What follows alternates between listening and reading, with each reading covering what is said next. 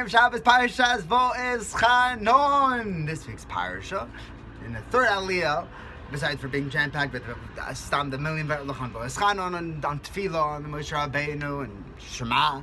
But we talk about the Orei Mikla. Moshe Rabbeinu sets up the Orei Mikla. This was his last move. I can't go into Eretz Yisrael, but I can set up Eretz Yisrael. Kind of like David HaMelech. He found out that he wasn't able to actually build the Beis HaMikdash, but he pulled together every resource he had to set up the blueprints and the materials, everything that he could. You know, you don't give up when you have, there's something that you want to do. If you find out you can't do it, find out what you can do of it. A partial job isn't nothing.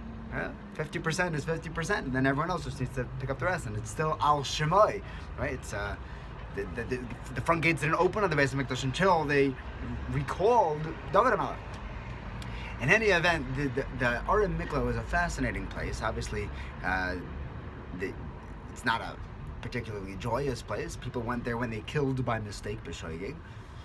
The Kohen Gadol was on the line over there. That no one was allowed to leave until the Kohen Gadol passed away, and the Kohen Gadol's mother would go bring them cookies, so they wouldn't daven believe Sholem, because if they daven believe Sholem, anything would happen. That's why, crazy Vort, coming off of the 3 weeks, we know the Meraglim, every generation died. Everyone who was there by the Chet Meraglim died in the Midbar. The last year, it stopped. What a crazy Vort. Melech Bidam brings this down. He says every year, everyone knew there was a gezerah that this door was going to be wiped out. We weren't going to make it into Eretz Yisrael. So they lied down in a grave, terrifying experience, every Tisha B'Av, and davening that they should wake up the next morning. But here's the thing: they knew that there's a chance that they're going to wake up tomorrow morning, and they knew that only some of them are going to die. It wasn't 100% that they were going to be the ones to die. So their tefillahs weren't 100% tefillahs. Yeah? However, the last group of people from the Dar by the Meraglim who lied down in their graves, the night of Tisha B'Av, they knew that it was them.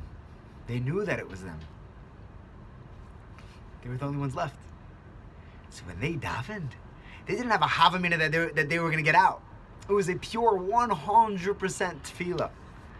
A tefillah like that got answered 100%, and the whole Makkah ended, and then we were able to go from there into Eretz Yisrael. One nakuda about the Orei Mikla that strikes me is that not only is the achrayas on the Kohen Gadol, the achrayas is also on the Rebbe. I'll bring you a raya, right? You say that the onus is on the Kohen Gadol because he should have davened that no shoygeg murder should have happened either. The chayra, that's also the achrayas of each Rebbe, because the Rebbe has to go with him to the Orei Mikla, right? It says that the person who killed by mistake, he has to go live in the Orei Mikla, and there's no living without a Rebbe, which is a crazy word. You're not alive if you don't have a Rebbe. You're not alive. It's not chiyus. Why does the Rebbe have to schlep to the Orei Mikla? You can imagine it's not easy, right? Moving is top 5 traumas in a person's life. Moving is not easy. Why does the Rebbe have to move? Kohen Gadol, okay, it was his achrayas to daven. Pashtus, it was also the achrayas to the Rebbe to daven. The Rebbe has to take care of his Talmud. He has to tell him what he should be doing and how he should be doing it. And if he didn't follow through, if he didn't give Mussar the correct way, he didn't set him on a mahalach that didn't lead him to a place of murdering b'shoigeg, then it's his job also to go into the Orei Mikla and make sure that his Talmud makes it out, and make sure his Talmud can live there. The job of a Rebbe is not Pasha. The job of a Rav is not Pasha. Every word has to be weighted and calculated. It's not a Pasha thing. I have Nachum Partzovich, Mashgiach in the Mir. So he had a way of giving Mussar. I heard from Rav Yitzchak Berkowitz that there was someone in his shir who made some klutz kasha. Yeah, some Baruch Svara, he just shouted out of the shir, and he didn't think it through before saying it. And Rav Nachum sat there thinking. And he says, never in my life have I heard such a stupid svara. It's like he chazered over every dumb thing he heard in his entire life. Like, this is the dumbest one. Yeah, and he said it in a way that obviously he knew that this Talmud could be mekabel, but he was telling him, you have to think before you speak. It's the Rebbe's achrayus to make sure that his Talmidim know to think before they speak. And Rebbe Yerachmiel Milstein says in Maisa that one Ben Azmanim, Rebbe Nachum was the reason why he was able to come in the mirror at such a young age back in the 70s. And Ben Azmanim, almost Ben Azmanim after Purim, things were getting a little shvach in the base medrash. So him and his friends got a good deal on a car, and they went out and drove up north. When they came back after a couple of days, he gets word that Nachum wants to speak to him.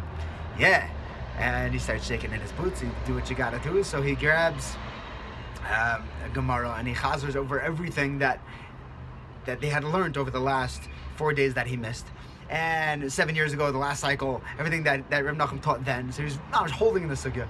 And he finally comes to the meeting, and he sits down to the Reb Nachum, and Reb Nachum just starts learning with him, talking and learning, going through the sugya. And he's holding, he prepared for this. Because this is like his Yom Adin. He knew he did something wrong. After learning with him for a little while, Reb Nachum looks at him and he says, I see that when you want to, you can really learn. That was it. Reb Nachum knew what he was doing there. And Reb Nachum knew that he knew what he was doing there. The Mussar was already there.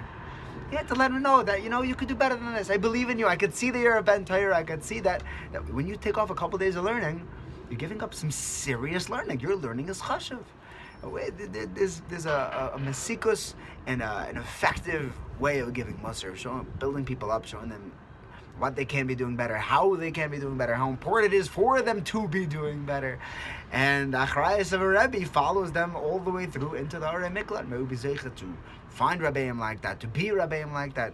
And you don't have to have the name Rabbi in order to be a Rebbe. It means for your children, for your friends, for anybody who looks up to you, and you never know who's looking up to you. Everyone who sees you in some way, shape, or form, present yourself in a way that be right to be looked up to. And take achrayus for the position you have. If you're wearing a yarmulke in a place where there's someone who doesn't know what Yiddishkeit means, you're wearing a yarmulke, you're dressed in tznius, you're representing Yiddishkeit. That's an achrayus. It's 100% an achrayus. It would be zeichet to make a tremendous kiddush Hashem, and to have a tremendous nechama, to be able to come back to the Chomas Yerushalayim, to keep yearning and craving that closeness to Hashem, and when we be zeichet to actually achieve it, to have that the true nechama, the Vini Beis Hamikdash. B'mehera b'meinu, amen. Soin v'simcha.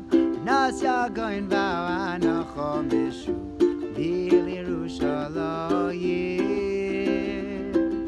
Sasoin v'simcha.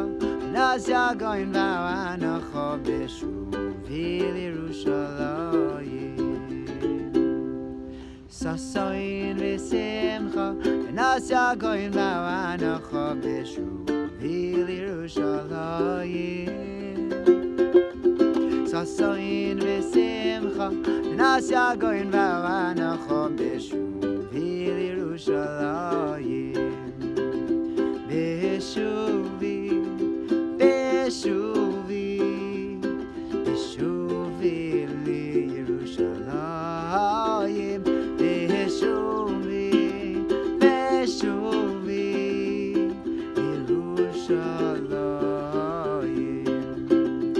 Bishuvi, Bishuvi